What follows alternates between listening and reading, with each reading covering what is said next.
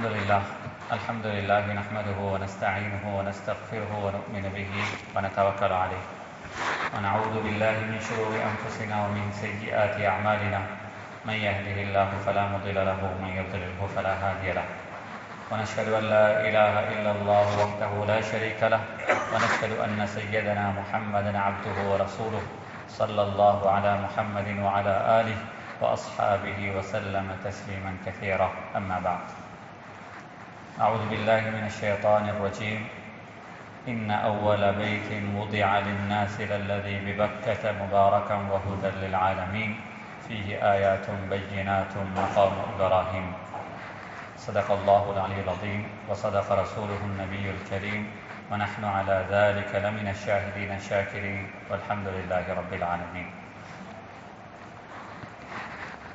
புனிதமிகு ஜும்மாவுடைய கடமையை நிறைவேற்றுவதற்காக வேண்டி மஸ்ஜிதில் ஒன்று கூடியிருக்கும் இறைநேசர்களே, இஸ்லாமிய சகோதரர்களே, உலகத்தில் வாழும் காலகட்டத்தில் அல்லாஹ்வால் எடுத்து நடக்குமாறு ஏவப்பட்ட விடயங்களை வாழ்க்கையில் முடியுமானவரை எடுத்து நடக்குமாறும் அவனால் தடுக்கப்பட்ட விடயங்களில் வாழ்க்கையில் முற்றுமுழுதாக தவிர்ந்து ஒதுங்கி நடந்து கொள்ளுமாறும் தக்வாவுக்கு அன்று எனக்கும் உங்களுக்கு நான் வசிய செய்து கொள்கிறேன்.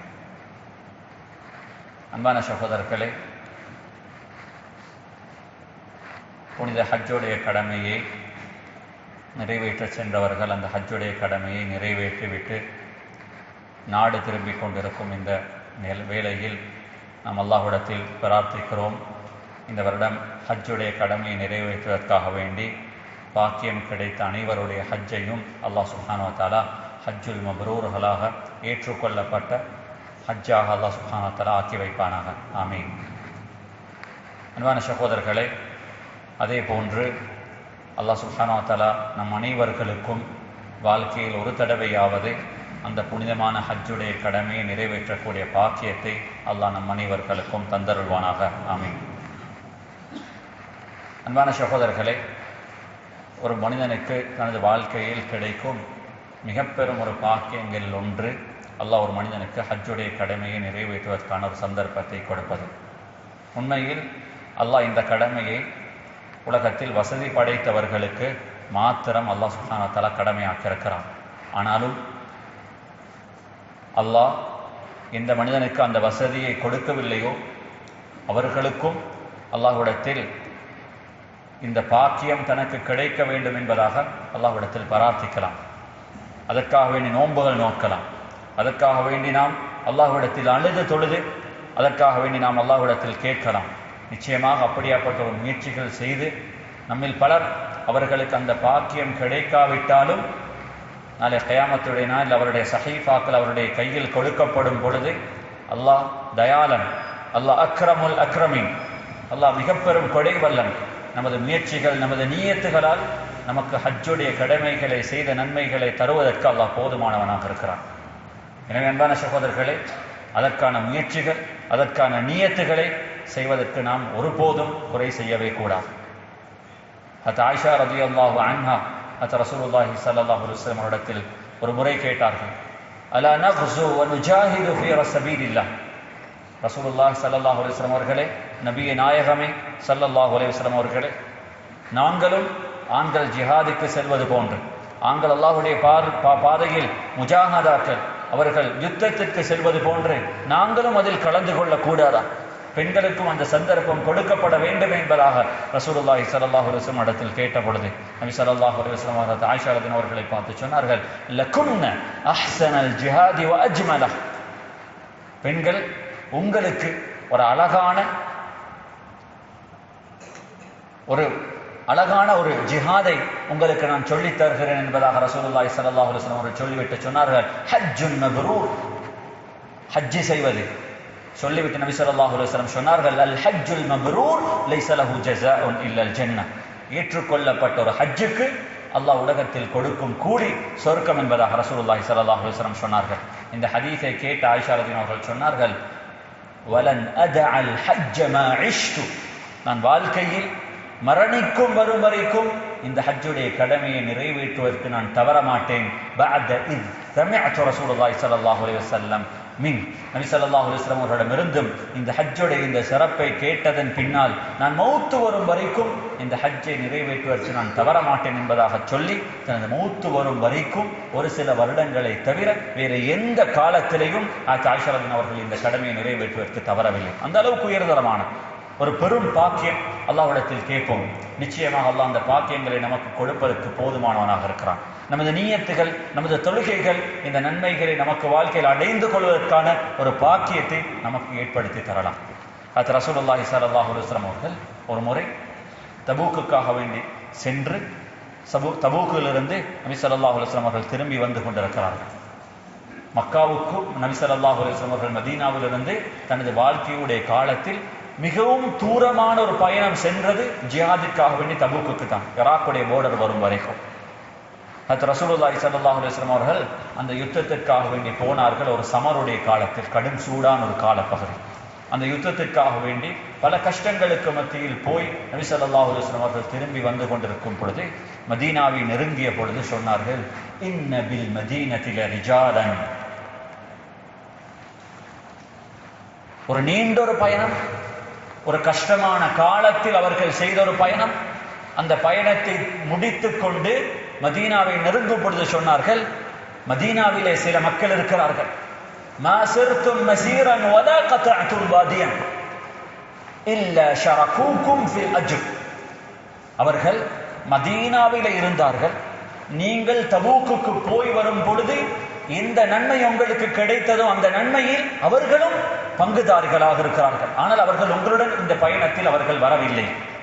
சஹாபாக்கள் கேட்டார்கள், யா ரசூலல்லாஹ், இந்த கஷ்டமான பயணத்தில் எங்களுடன் பங்கு எடுக்காமல், எங்களுடன் வந்து சேராமல் அவர்களுக்கு மதீனாவில் இருந்து இந்த பாக்கியம் எவ்வாறு கிடைத்தது என்பதாக ரசூலுல்லாஹி ஸல்லல்லாஹு அலைஹி வஸல்லம் இடத்தில் கேட்ட பொழுது நபி ஸல்லல்லாஹு அலைஹி வஸல்லம் அவர்கள் சொன்னார்கள், ஹபஸஹுமுல் உஸ்ரு அவில் மரத்.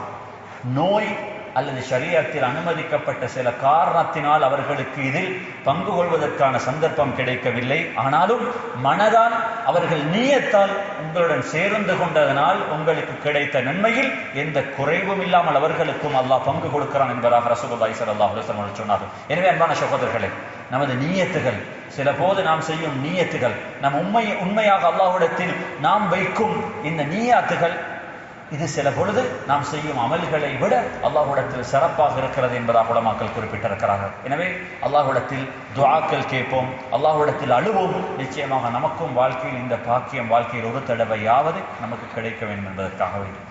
அன்பான சகோதரர்களே, இந்த ஹஜ்ஜிற்காக வேண்டி அல்லாஹ் உலகத்தில் தெரிவு செய்த பூமி மக்கத்து பூமி. இந்த பூமியை பற்றி அல்லாஹ் சுப்ஹானஹு வ தஆலா குர்ஆனில் பேசுகிறான். إن أول بيت وضع للناس للذي ببكة مباركا وهدى للعالمين. நாம் எந்த பூமியில், இந்த மக்காவுடைய அந்த பூமியில் நாம் இந்த கஅபத்துல்லாஹை அமைத்திருக்கிறோமோ அந்த பூமிக்கு நாம் இரண்டு சிறப்புகளை கொடுத்திருக்கிறோம். ஒன்று, அந்த பூமியை நாம் பரக்கத் செய்திருக்கிறோம். இரண்டாவது, ஹுதல் லில் ஆலமீன். உலகத்தில் எந்த புறத்திலிருந்து மக்கள் அங்கு வந்தாலும் அந்த மக்களுக்கு அந்த பூமி ஹிதாயத்தை அவர்களுக்கு கொடுத்து அனுப்பும் என்பதாக குர்ஆன் சொல்கிறது. அங்கு சென்றவர்கள் தனது வாழ்க்கையில் தான் செய்த பாவங்களுக்கு தௌபா செய்வதற்கான ஒரு உணர்வு மக்காவில் ஒரு மனிதனுக்கு உருவாகலாம். ஒரு மனிதனுக்கு கஅபத்துல்லாஹ் என்பது ஒரு மனிதனை அல்லாஹ்வின் பக்கம் நெருக்குவதற்கான ஒரு பாதையை ஒரு மனிதனுக்கு அமைத்து தருவதற்குரிய பலத்தை, சக்தி அல்லாஹ் அந்த பூமிக்கு கொடுத்திருக்கிறான்.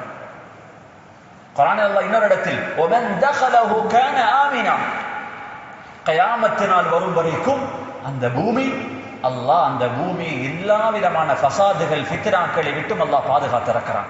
அங்கு சென்ற எவரும் தனது உடைமையை பற்றி, தனது உரிமையை பற்றி, தனது உயிரை பற்றி அவர்கள் பயப்பட வேண்டிய அவசியம் இல்லை. அல்லாஹ் அந்த பூமிக்கான உடைமைகளை, உரிமைகளை, மனிதனுடைய உயிரை பாதுகாப்பதற்கான பலத்தை, சக்தி அல்லாஹ் அந்த பூமிக்கு கொடுத்திருக்கிறான்.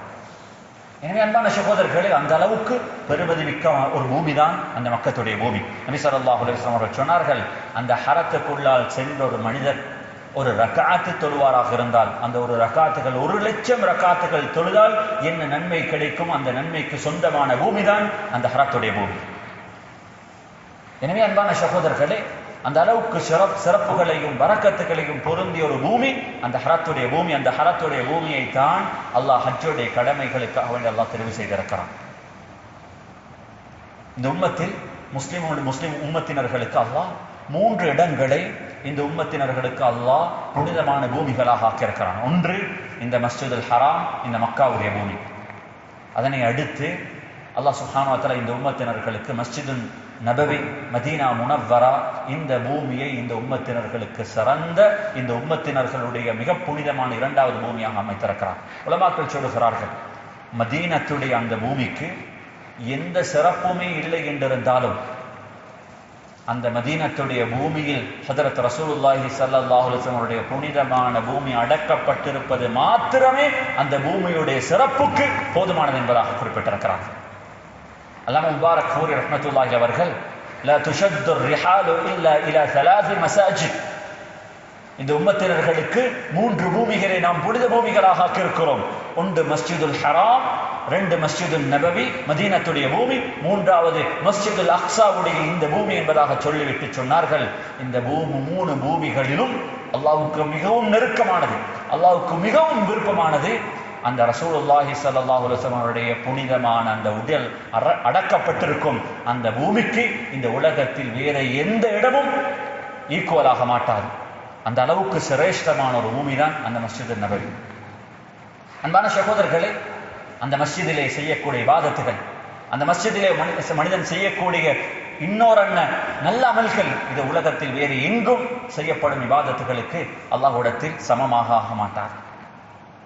அன்பான சகோதரர்களே, ஹஜ்ரத் ரசூலுல்லாஹி ஸல்லல்லாஹு அலைஹி வஸல்லம் உடைய கபர், அதனை ஜியாரத் செய்வதை அல்லாஹ் ஹஜ்ஜுடைய இபாதத்துகள் ஒன்றாக ஆக்கவில்லை. ஆனாலும் ஹஜ்ரத் ரசூலுல்லாஹி ஸல்லல்லாஹு அலைஹி வஸல்லம் அவருடைய ஹஜ்ஜுடைய அந்த கபரை ஜியாரத் செய்வதை, அதனை போய் ஒரு மனிதன் தரிசிப்பதை அல்லாஹ் உலகத்தில் இந்த உம்மத்தினர்களுக்கு ஒரு மனிதன் நபியுடைய முஹப்பத்தின் ஒரு பகுதியாகத்தான் அதை செய்ய வேண்டும் என்பதாக அல்லாஹ் எதிர்பார்க்கிறானே தவிர அதனை ஒரு கடமையாக ஒரு மனிதன் நிறைவேற்றுவதை அல்லாஹ் எதிர்பார்க்கவில்லை. நபி ஸல்லல்லாஹு அலைஹி வஸல்லம் அவர்கள் சொன்னார்கள், மன் ஹஜ்ஜ ஃபஸார கப்ரி, ஒரு மனிதன் பஅத மமாதி, நான் மரணித்ததன் பின்னால ஹஜ்ஜுடைய கடமையை நிறைவேற்றிவிட்டு என்னுடைய கபரை அவர் ஜியாரத் செய்வாராக இருந்தால், கான கமன் ஸாரனி ஹய்யன், ஒரு மனிதன் உயிருடன் இருக்கும் பொழுது என்னை சந்தித்தால் அந்த மனிதனுக்கு என்ன சிறப்பு இருக்கிறதோ அந்த சிறப்பை அந்த மனிதன் பெற்றுக்கொள்வார் என்பதாக ரசூலுல்லாஹி ஸல்லல்லாஹு அலைஹி வஸல்லம் சொன்னார்கள். மன் ஸார கப்ரி வலம் துஅமில்ஹு ஹாஜத்துன் இல்லா ஜியாரதி, ஒரு மனிதன் மதீனாவுடைய பூமிக்கு சொல்கிறான் ரசூலுல்லாஹி ஸல்லல்லாஹு அலைஹி வஸல்லம் உடைய கபரை தரிசிப்பதற்காக வேண்டி, அவருக்கு அங்கு அந்த மஸ்ஜிதையும் ரசூலுல்லாஹி ஸல்லல்லாஹு அலைஹி வஸல்லம் உடைய கபரை தரிசிப்பதை தவிர வேறு எந்த நோக்கத்திற்காக வேண்டியும் அன்றி அவர் அந்த கபரை, அந்த மஸ்ஜிதையும் அந்த கபரையும் ஜியாரத் செய்வதற்காக வேண்டி அவர் அந்த பூமிக்கு செல்வாராக இருந்தால், நபி ஸல்லல்லாஹு அலைஹி வஸல்லம் சொன்னார்கள், கான ஹக்கன் அலைய அன் அகூன லஹு ஷஃபீஅன் யௌமல் கியாமா, அவருக்கு கயாமத்தினாலில் ஷஃபாத் செய்வதை எனக்கு கடமையாக அல்லாஹ் ஆக்கியிருக்கிறான் என்பதாக ரசூலுல்லாஹி ஸல்லல்லாஹு அலைஹி வஸல்லம் சொன்னார். எனவே அன்பான சகோதரர்களே, அப்படியாப்பட்ட மிக பெரும் பெருமதிகளை வைத்த ஒரு பூமிதான் அந்த மஸ்ஜிது நபவியுடைய இந்த உம்மத்தினர்களுக்கு 2வதாக கொடுக்கப்பட்ட அந்த 2வது புனித பூமி. நபி ஸல்லல்லாஹு அலைஹி வஸல்லம் அவர்கள் மதீனாவுக்கு ஹிஜ்ரத் செய்ததன் பின்னால துஆ செய்தார்கள், அல்லாஹும்ம ர்ஸுக்னி ஹுப்பல் மதீனதி கஹுப்பி மக்கத அவ் அஷத். இன்னொரு ரிவாயத்தில் அல்லாஹும்ம ஹப்பிப் இலையல் மதீனத கஹுப்பி மக்கத அவ் அஷத். யா அல்லாஹ், நான் மக்காவுடைய பூமியை எந்த அளவுக்கு நேசிக்கிறேனோ அந்த அளவுக்கு அல்லது அதனை விட அதிகமாக இந்த பூமி எனக்கு நேசிப்பதற்கான பாக்கியத்தை நீ எனக்கு கொடுத்து விடுவாயாக சொல்லிவிட்டு சொன்னார்கள், இப்ராஹிம் அலைஹிஸ்ஸலாம் அவர்கள் மக்காவுடைய பூமிக்காக வேண்டி துஆ செய்தார்கள், நான் மதீனாவுடைய பூமிக்காக வேண்டி துஆ செய்கிறேன். அல்லாஹும்ம பாரிக் ஃபீ சாஇஹா வ முத்திஹா, மதீனாவுடைய எல்லா விஷயத்திலேயும், இங்கிரக்கூடிய சாயிலே, இங்கிரக்கூடிய முத்திலே, இங்கிரக்கூடிய ஈச்சப்பழத்திலே, அனைத்திலையும் நீ பரக்கத் செய்திடுவாயாக என்பதாக ரசூலுல்லாஹி ஸல்லல்லாஹு அலைஹி வஸல்லம் அவர்கள் துஆ செய்த பரக்கத் பொருந்திய ஒரு பூமிதான் அந்த மஸ்ஜித் நபவியுடைய பூமியாக இருக்கிறது. அன்பான சகோதரர்களை, அதனை அடுத்து இந்த உம்மத்தினர்களுக்கு 3வது புனித பூமியாக அல்லாஹ் ஆக்கி வைத்திருப்பது மஸ்ஜிதுல் அக்ஸா. பலஸ்தீனிலே ஈலியா என்ற அந்த கிராமத்தில் அமைந்திருக்கும், ஜெருசலத்தில் அமர்ந்திருக்கும் இந்த மஸ்ஜிதுல் அக்ஸாவுடைய இந்த 3வது பூமி. அன்பான சகோதரர்களே, ரசூலுல்லாஹி ஸல்லல்லாஹு அலைஹி வஸல்லம் இந்த ஆயத்தை ஓதினார்கள், இன்ன அவ்வல பைத்தின் உதிஅ லின்னாஸி பிபக்கத முபாரகன் வ ஹுதன் லில் ஆலமீன்.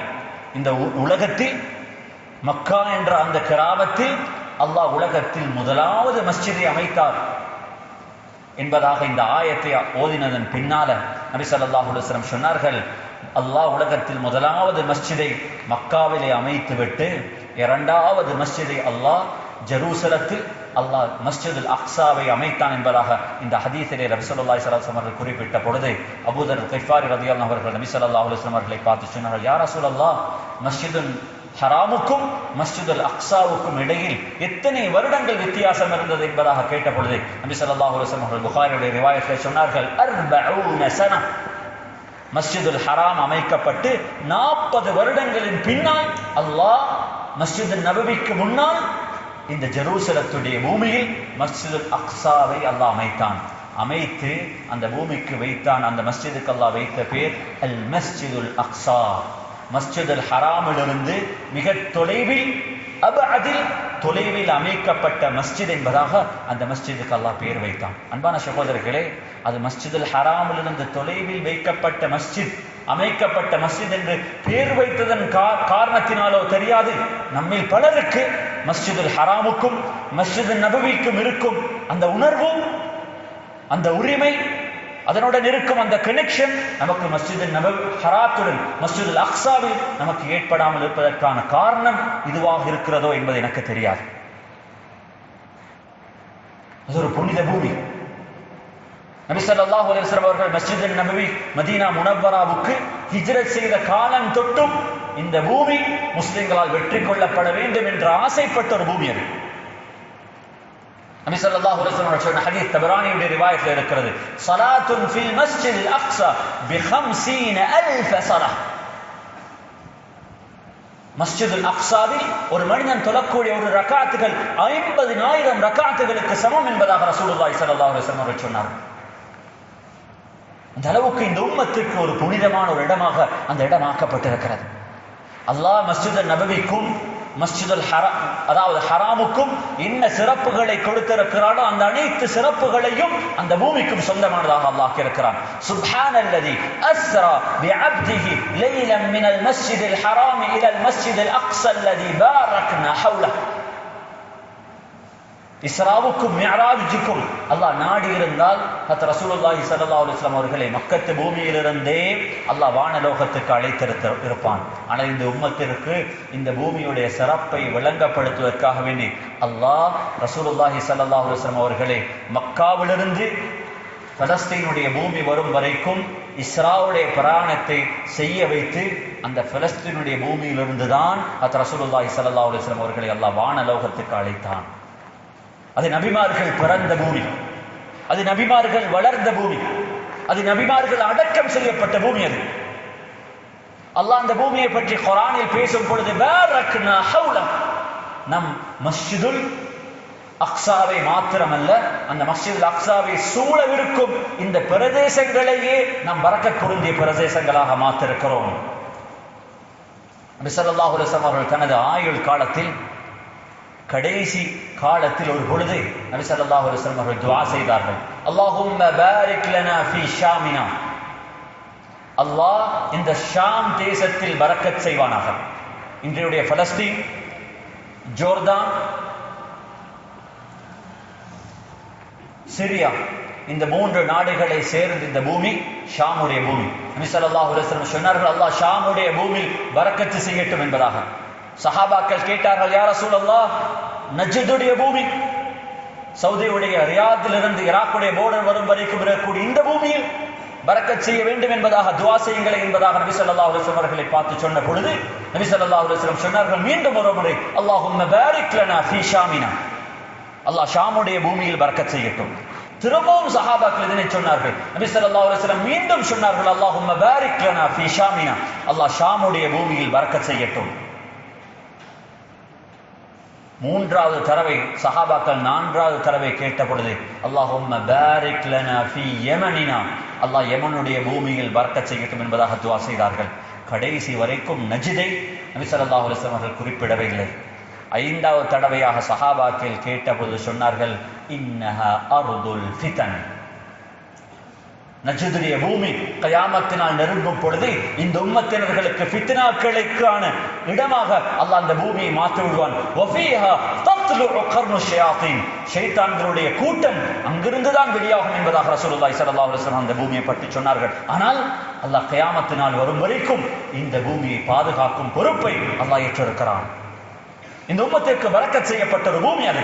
நபி ஸல்லல்லாஹு அலைஹி வஸல்லம் அவர்கள் பரக்கத்துக்கு பொருந்திய பூமி என்பதாக, அந்த பூமியுடைய பரக்கத்தை அதிகரிக்க வேண்டும் என்பதாக துஆ செய்த பூமியாகத்தான் இந்த ஷாமுடைய இந்த பலஸ்தீனுடைய பூமி இந்த உம்மத்தினர்களுக்கு ஆக்கப்பட்டிருக்கிறது. அன்பான சகோதரர்களே, இந்த பூமி இன்று சூறையாடப்படுகிறது நமது கண்களுக்கு முன்னால். ஆனால் எதுவும் நடக்காதது போன்று நாம் இதனை பார்த்து கொண்டிருப்பது, வேடிக்கை பார்ப்பது ஒரு முஸ்லிமுடைய ஈமான் எந்த அளவுக்கு குறைபாடாக இருக்கிறது என்பதற்கான ஒரு அடையாளமாக இது மாத்திரம் போதுமாக இருக்கிறது.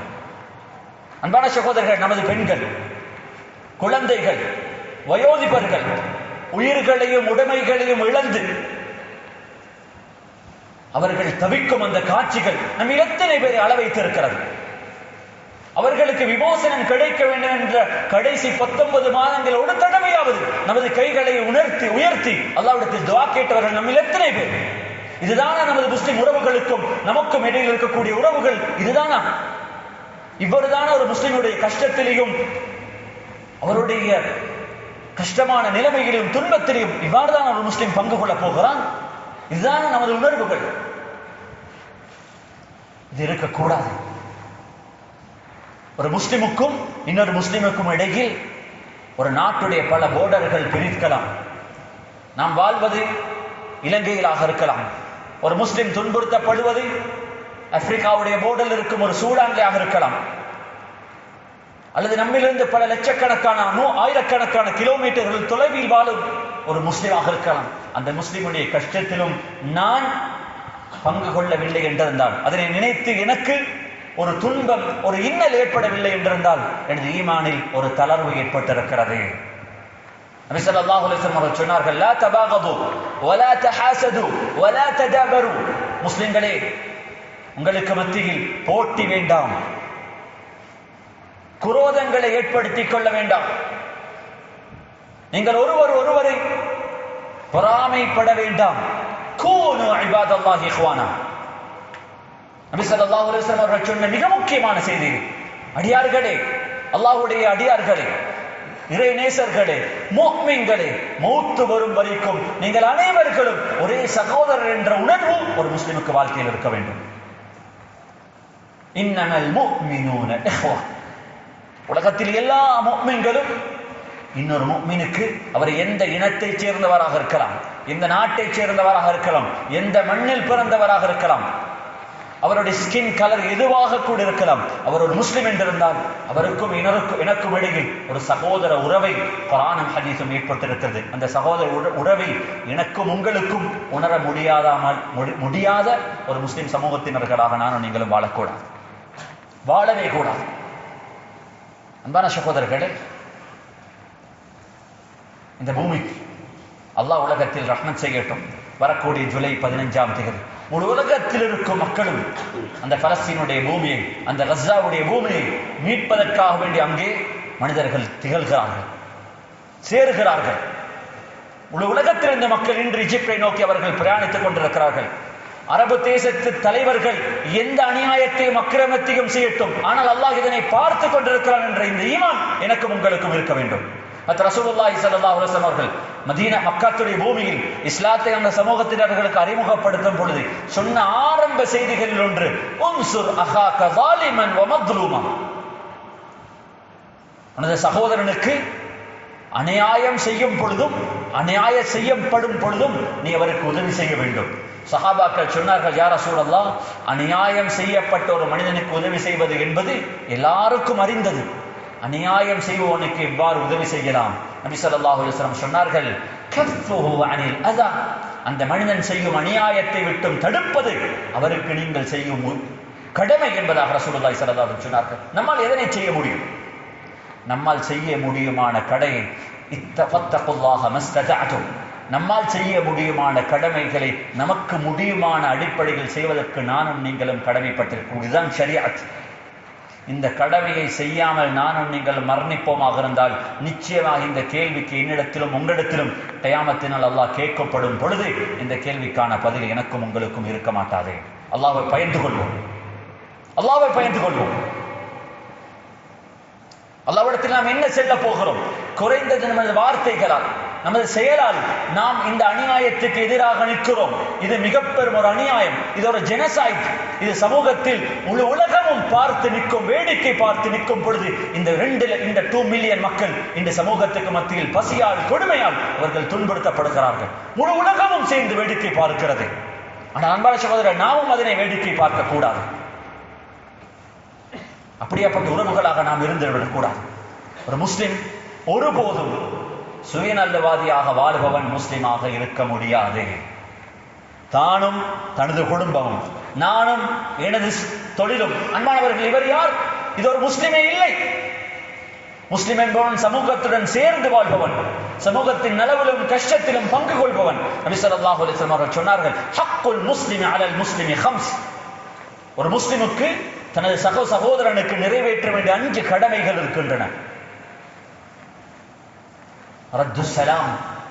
ஒரு முஃமின் இன்னொரு முஃமினுக்கு சலாம் சொல்ல வேண்டும். சொல்லப்பட்ட சலாமுக்கு அவர் பதில் சொல்லுவது கடமை.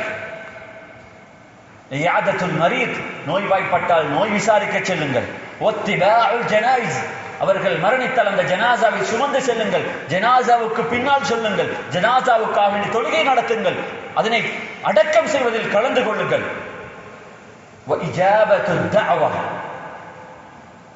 உங்களுக்கு யாராலும் ஒருவர் ஒரு அழைப்பு விடுத்தால் அந்த அழைப்பை மதியுங்கள் என்பதாக ரசூலுல்லாஹி ஸல்லல்லாஹு அலைஹி வஸல்லம் சொன்னார்கள். இந்த அளவுக்கு நபி ஸல்லல்லாஹு அலைஹி வஸல்லம் அவர்கள் இதில் முன்மாதிரியாக இருந்திருக்கிறார் என்றால் சொன்னார்கள், வலவ் துஇது இலா குராஇன் லஅஜப்து.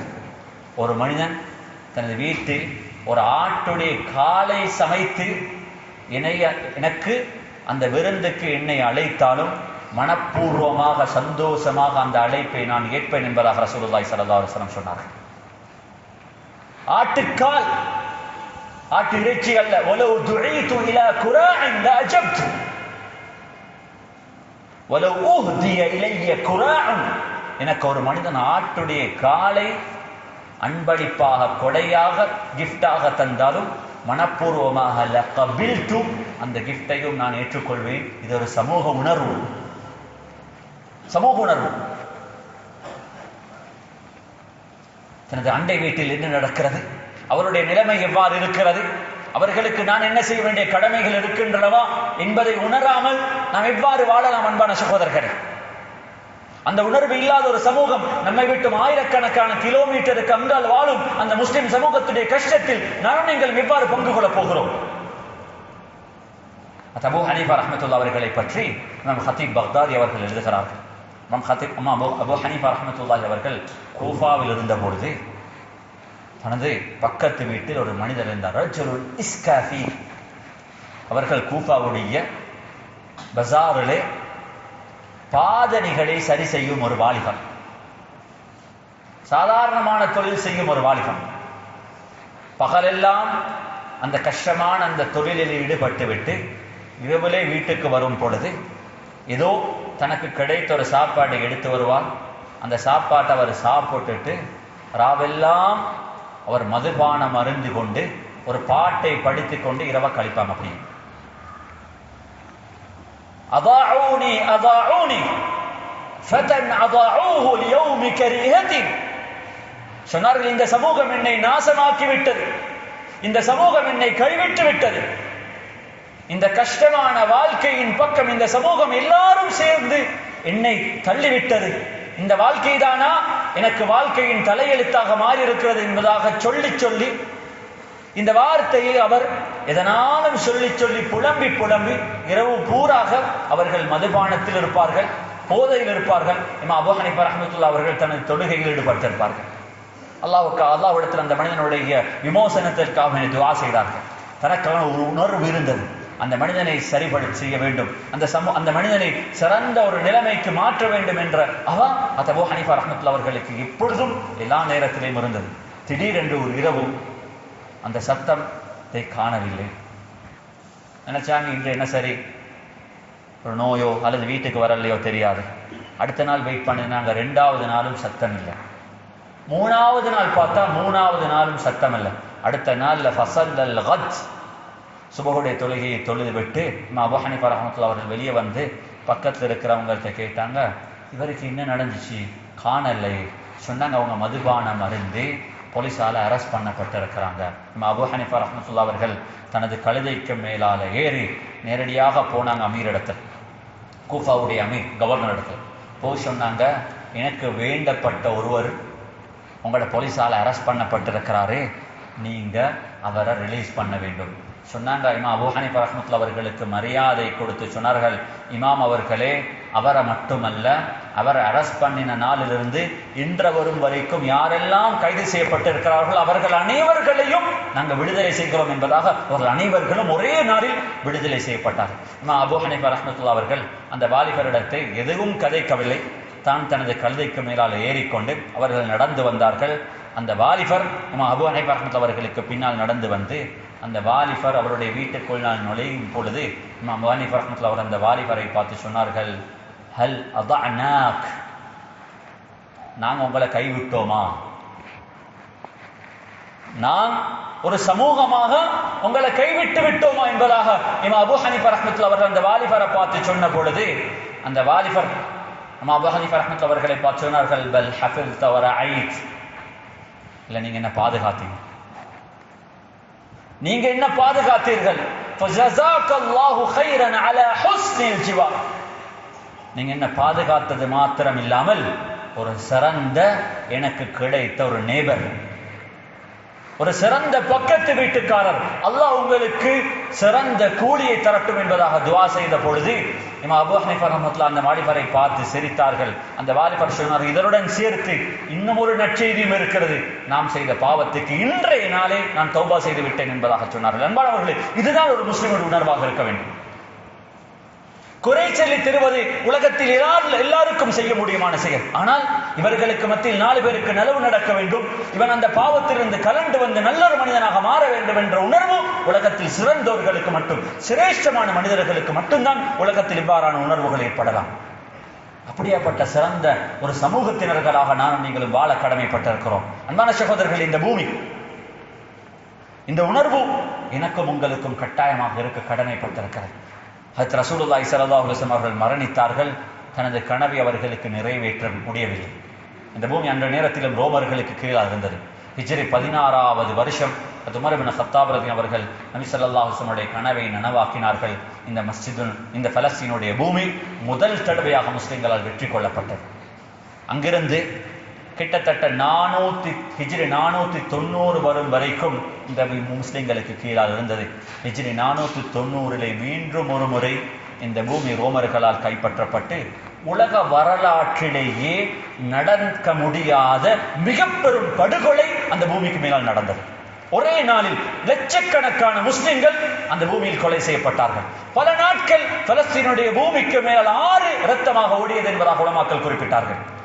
அங்கிருந்து 90 வருஷங்கள் முஸ்லிம்களுக்கு மீண்டும் ஒரு முறை அந்த பூமிக்கு முன்னால் நுழைவதற்கான சந்தர்ப்பம் கிடைக்கவில்லை. அன்பானவர்களே, நானும் நீங்களும் நினைப்பது போன்று நானும் எனது வேலையும், நானும் எனது குடும்பமும், நானும் எனது வேலையும் சமூகமும் என்பதாக நாம் இருப்பது போன்று அவர்கள் இருந்திருந்தால் மீண்டும் ஒரு முறை முஸ்லிம்களுக்கு இந்த பூமிக்கு முன்னால் நுழைவதற்கான சந்தர்ப்பம் கிடைத்திருக்க மாட்டார்கள். அன்று ஸலாஹுத்தீன் அய்யூபி ரஹ்மத்துல்லாஹி அவர்கள் பிறந்திருக்கவும் இல்லை. அவர்கள் பிறக்கும் நேரத்தில் இந்த பூமி ரோமர்களால் கைப்பற்றப்பட்டிருந்தது. முஸ்லிம்களுக்கு சொந்தமான பூமியாக அந்த பூமி இருக்கவில்லை. கிட்டத்தட்ட 90 வருஷங்களுக்கு பின்னால் ஹிஜ்ரி 583 மீண்டும் ஒரு முறை இந்த வாலிபரால் அந்த பூமி முஸ்லிம் உம்மத்தினர்களுக்கு மீட்டப்பட்டது. அன்பான சகோதரர்கள், அங்கிருந்து 781 வருஷங்களுக்கு பின்னால், ஆல்மோஸ்ட் 7 centuries, 8 செஞ்சுரிஸ்களுக்கு பின்னால், 8 நூற்றாண்டுகளுக்கு பின்னால 1948 மீண்டும் ஒரு முறை இந்த பூமியை நாங்கள் இழந்திருக்கிறோம். ஆனால் இன்றும் அந்த ஸலாஹுத்தீன் அய்யூபியை போன்று இந்த சமூகத்தில் சிந்திப்பவர்கள் வராத வரும் வரைக்கும் இந்த சமூகத்துக்கு விமோசனம் கிடைக்க மாட்டார். அந்த ஸலாஹுத்தீன் அய்யூபியாக நான் இருக்கலாம், நீங்கள் இருக்கலாம். அந்த உணர்வுகள் நமக்கு இருக்க வேண்டும். அந்த பூமிக்காக வேண்டி நானும் நீங்களும் செய்ய வேண்டிய கடமைகளை செய்யாமல் எனக்கும் உங்களுக்கு மரணம் என்பது வரக்கூடாது. அன்பான சகோதரர்களே, கோழைகளாக வாழ்வதற்கு நானும் நீங்களும் இங்கு படைக்கப்பட்டவர்கள் அல்ல. நமது உரிமைகளும் உடைமைகளும் சூறையாடப்படும் பொழுது வேடிக்கை பார்ப்பது நமது கடமையும் அல்ல. எனவே அன்பான சகோதரர்களே, நாம் கட்டாயமாக நம்மால் முடியுமானவைகளை செய்வதற்கு கடமைப்பட்டிருக்கிறோம். துஆ செய்வோம். நமக்கு முடியுமான உதவிகளை அவர்களுக்கு அனுப்பி வைப்போம். முடியுமானவர்கள் அவர்கள் எகிப்துக்கு நீங்கள் பிரயாணம் செய்து அவைகள் கலந்து கொள்ள முடியுமா இருந்தால் கலந்து கொள்ளுங்கள். இது நீங்கள் செய்யும் ஹிஜ்ரத்தாகும், நுஸ்ரத்தாகும். அல்லாஹ் உங்களை கபூல் செய்து கொள்வார். அன்பான சகோதரர்களே, இவைகளை உணர்வதற்கு நானும் நீங்களும் கடமைப்பட்டிருக்கிறோம். இவைகள் எல்லாம் சமூக கடமைகள். நாம் ஒரு சமூகமாக வாழ வேண்டும். நாம் சமூகமாக இவைகளை உணர்ந்து நமது கடமைகளை நிறைவேற்றினால் தான் இந்த பூமிக்கு மேலால் நாம் ஒரு முஸ்லிம் சமூகமாக வாழ்ந்து தலையை உயர்ந்து வாழலாம். நிச்சயமாக கியாமத்தினால் நெருங்கும் பொழுது நிச்சயமாக நம்மை இந்த பிரச்சனைகளிலிருந்து வெளிவருவதற்கு முஸ்லிம்கள் சோதிக்கப்படுவார்கள். மஹ்தி அலைஹிஸ்ஸலாம் அவர்கள் எல்லாம் அனுப்பத்தான் போகிறார். ஆனால் மஹ்தி அலைஹிஸ்ஸலாம் அவர்கள் வரும் வரைக்கும் நமக்கு வேடிக்கை பார்ப்பதற்கு இஸ்லாம் நமக்கு அனுமதிக்கவில்லை. இந்த அநியாயத்துக்கும் இந்த நடக்கும் இந்த இனப்படுகொலைக்கும் எதிராக நாம் நமக்கு முடியுமான முயற்சிகளை செய்வதற்கு நாங்கள் கடமைப்பட்டிருக்கிறோம். அவைகளை செய்தால் மாத்திரம்தான் அல்லாஹ்வுடைய கியாமத்தினால் நாம் அல்லாஹ்வுடைய அந்த கேள்வியிலிருந்து நமக்கும் தப்பித்துக் கொள்ளலாம். எனவே அல்லாஹ் சுப்ஹானஹு வ தஆலா இந்த உணர்வுகளை நமக்கு